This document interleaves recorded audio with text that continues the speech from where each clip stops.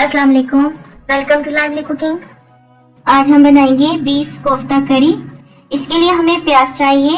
प्याज हम 2 अदद मीडियम साइज की लेंगे और इसे हम चॉपर में डालेंगे।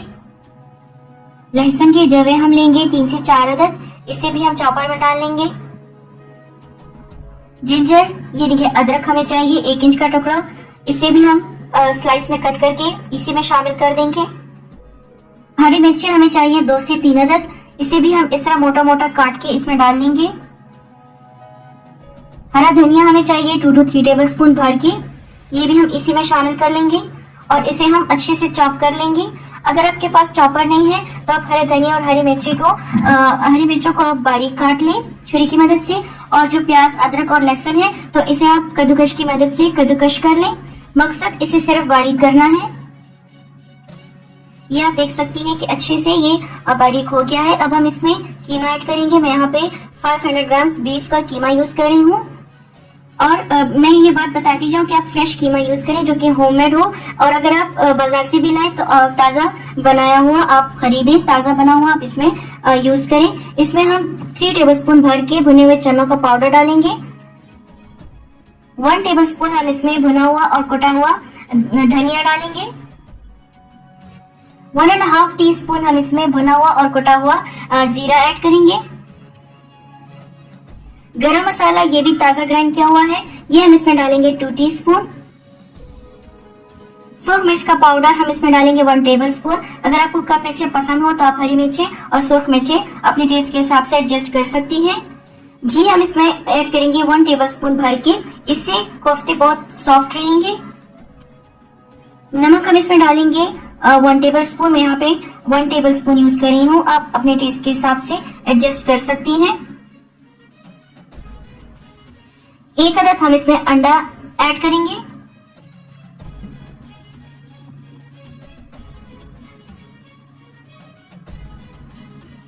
अब हम इसे अच्छे से चॉप कर लेंगे।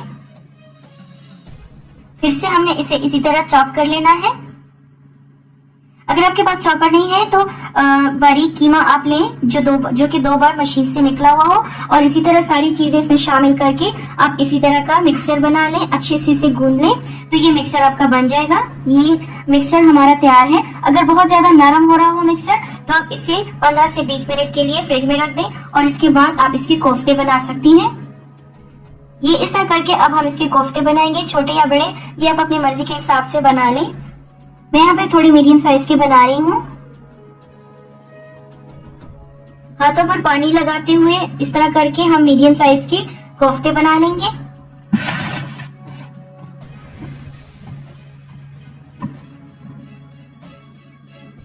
सारे कोफ्ते इसी तरह बिना क्रैक्स के दबा दबा कर हमने बना लेने हैं और इसे हमें फ्रिज में रख लेना है। अब हम इसके लिए करी बनाएंगे। करी बनाने के लिए हम एक पॉट लेंगे और इसमें हम तकरीबन आधा कप ऑयल डालेंगे। 3 से 4 हम हरी इलायची इसमें तोड़ के डालेंगे।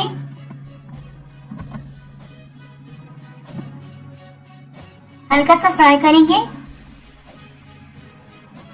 और इसके बाद हम इसमें अदरक और लहसुन का पेस्ट ऐड करेंगे। 1 टेबल स्पून भर के हमने इसमें अदरक और लहसुन का पेस्ट ऐड कर लेना है।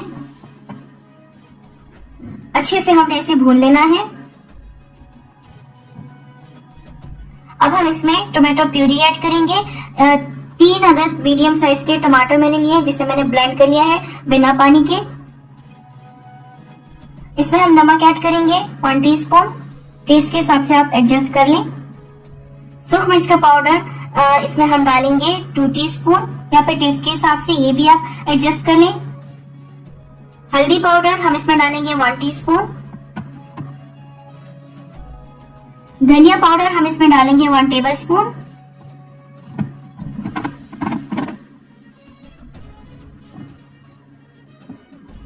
जीरा पाउडर हम इसमें डालेंगे 1 टेबल स्पून।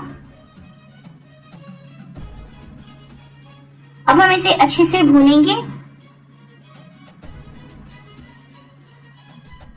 साथ ही मैं इसमें यहाँ पे 1 टीस्पून भर के देगी लाल मिर्च या फिर कश्मीरी मिर्चें, कश्मीरी लाल मिर्चें जिसे कहते हैं, तो वो मैं इसमें 1 टीस्पून ऐड करूंगी।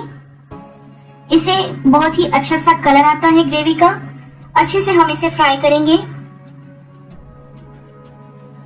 इसे हमने फ्राई करने के लिए छोड़ देना है जब तक ये मसाला अच्छे से भुन जाए। और जो टमाटर है, जो हमने इसमें टमाटर प्यूरी ऐड की है, तो इसका पानी अच्छे से खुश्क होना चाहिए, ऑयल इसका अलग हो जाना चाहिए। अब हम एक ब्लेंडर लेंगे। ब्लेंडर में हम 1 कप दही ऐड करेंगे। दही अच्छा वाला होना चाहिए, थिक वाला होना चाहिए, पानी इसमें ज्यादा नहीं होना चाहिए, और जो दही है ये खट्टा भी ना हो। इसमें हम ब्राउन की हुई प्याज ऐड करेंगे। 1 अदद लार्ज साइज प्याज मैंने ब्राउन कर ली है। बहुत ज्यादा ब्राउन नहीं करना, अगर आप बहुत ज्यादा ब्राउन करेंगे तो ग्रेवी अच्छी नहीं बनेगी। इसका हम पेस्ट बना लेंगे। ये आप देख सकती हैं कि जो हमने टमाटर ब्लेंड करके इसमें ऐड किए थे तो वो अच्छे से फ्राई हो गए हैं। ये अलग से इसका ऑयल निकल रहा है। अब हम इसमें पेस्ट ऐड करेंगे जो कि हमने अभी बनाया है, दही और प्याज का, ब्राउन प्याज का, वो हम इसमें ऐड करेंगे सारा, और अच्छे से हमने इसे भून लेना है। अब हमने मसाले को तकरीबन 8 से 10 मिनट के लिए भूनना है। पहले के 3 से 4 मिनट हमने इसे ऐसे ही भूनना है, और इसके बाद ढक के हमने इसे रख लेना है। अब हम इसे ढक कर रखेंगे और इसके बाद हम इसे फिर से भूनते जाएंगे। 8 से 10 मिनट लगते हैं मसाला भूनने में। अगर नीचे लग रहा हो तो आप इसमें थोड़ा सा पानी भी ऐड कर सकती हैं, लेकिन ये है कि जितना अच्छा आप मसाला भूनेंगी तो उतनी ही अच्छी इसकी ग्रेवी बनेगी, करी बहुत ही जबरदस्त बनेगी। नमक हम इसमें एडजस्ट कर सकते हैं अपने टेस्ट के हिसाब से। इस स्टेज पर मैं इसमें थोड़ा सा भुना हुआ और कुटा हुआ जीरा मजीद ऐड करी हूँ। 1/2 टीस्पून में यहाँ पे इसमें भुना हुआ और कुटा हुआ जीरा ऐड करूंगी और अच्छे से भून लूंगी। याद रखिए कि इससे पहले जो मैंने जीरा पाउडर डाला था वो सिंपल जीरा पाउडर था, वो मैंने भुना हुआ नहीं था।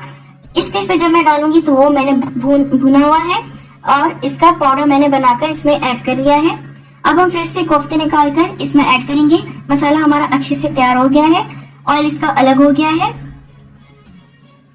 कोफ्ते हम इसमें रखेंगे और इसके बाद कोफ्तों को हमने बिल्कुल इसमें चम्मच नहीं चलाना, कपड़े की मदद से हमने देचकी या जिसमें भी आप इसे पका रही हो, याद रखिए कि एक तो खुले मुंह वाली देचकी, कढ़ाई, कुछ भी हो आप खुले मुंह वाली लें और इस तरह करके पकड़ के आप इसको ऐसे हिलाएं। इस तरह करके आपने इसको हिला लेना है और आंच हल्की करके ढककर हमने इसे 5 से 6 मिनट, पहले के 5 से 6 मिनट हमने इसे ऐसे ही ढककर हल्की आंच पे कुक कर लेना है। 5 से 6 मिनट हो चुके हैं। अब हम इसमें उबलता हुआ पानी ऐड करेंगे। 1 गिलास में यहाँ पे इसमें उबलता हुआ पानी ऐड कर रही हूँ और हल्का हल्का सा मिक्स करके इसमें चम्मच चला लेंगे, बहुत ही हल्का सा। कोफ्तों को हम टर्न कर लेंगे हल्के हल्के से इस तरह करके, और अब हम इसे ढककर 10 मिनट के लिए पकाएंगे। 10 मिनट हो चुके हैं, ग्रेवी हमारी रेडी है। आपको जितनी ग्रेवी पसंद हो आप उतनी ग्रेवी रख सकते हैं। आखिर में हम इसके ऊपर 1/2 टीस्पून गरम मसाला ऐड करेंगे। भुना हुआ और कुटा हुआ जीरा मैं यहाँ पे इसमें थोड़ा सा फिर से ऐड कर रही हूँ, 1/4 टीस्पून। ये आपके टेस्ट पर डिपेंड है, अगर आपको बहुत ज्यादा नहीं पसंद तो आप इसे अवॉइड कर सकती हैं, आप मत डालें। इसमें हम फेनुग्रीक लीव्स यानी कि मेथी डालेंगे, खुश्क मेथी जिसे कहते हैं कसूरी मेथी, वो हम इसमें 1 टीस्पून डालेंगे और इसको बिल्कुल हल्की आंच पर 5 मिनट के लिए दम पे रख के छोड़ देंगे। और ये हमारे कोफ्ते तैयार हैं। बहुत ही सिंपल और बहुत ही डिलीशियस रेसिपी है, आप इसे जरूर ट्राई कीजिए। मैंने इसे उबले हुए अंडों के साथ गार्निश किया है और इसके ऊपर हरा धनिया डाला है, तो आप इसे जरूर ट्राई कीजिए। और अगर आपको कोई भी क्वेश्चन करना हो तो आप मुझसे कमेंट बॉक्स में पूछ सकती हैं। अगर आपको मेरी रेसिपी अच्छी लगती है तो मेरे चैनल को सब्सक्राइब करना मत भूलिएगा। Thank you for watching.